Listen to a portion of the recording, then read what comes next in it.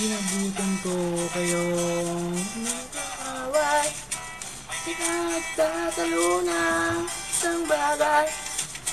Yun yung magpatalo, ang tigas-taas ng pride nyo. Pinilit yung tama at ang mag-isa nyo.